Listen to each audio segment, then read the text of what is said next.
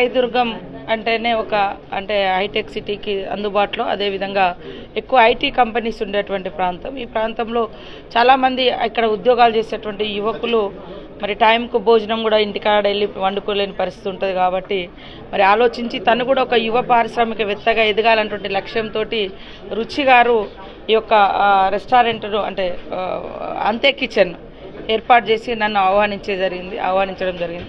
అంతే అనే పేరు నాకు చాలా, మనం ఎప్పుడు తెలంగాణలో కానీ ఇక్కడ అంతే అయిపోయింది అంతే అంటాము, అట్లా అంతే కిచెను చాలా బాగుంది.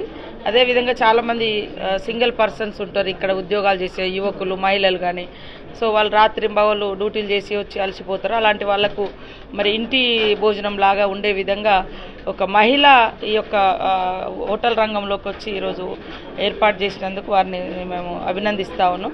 ఖచ్చితంగా మనకుండే టాలెంట్, మనకుండే అటువంటి మనం ఉండే పరిసరాలకు అనుగుణంగా ఏదో ఒక అంటే అక్కడ పబ్లిక్ డిమాండ్స్కి అనుగుణంగా, అవసరాలకు అనుగుణంగా ఇలాంటివి కనుక పెట్టుకుంటే వాళ్ళ కాళ్ళ మీద వాళ్ళు నిలబడతారు, ఇతరుల యొక్క అవసరాలను కూడా తీర్చిన వాళ్ళు అవుతారనే ఉద్దేశంతో నేను ఈ యొక్క ఓపెనింగ్కి రావడం జరిగింది. South Indian restaurant in Hyderabad. I bring the rich flavors and the traditions of South Indian culture.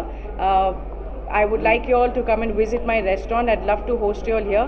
We're hoping to expand this into catering and open some more branches really soon. Thank you so much. What are the specialties? Our appetizers and pulaus are to die for, and we have some special desserts with a different twist. You can definitely come and try. Is there any banquet hall in this?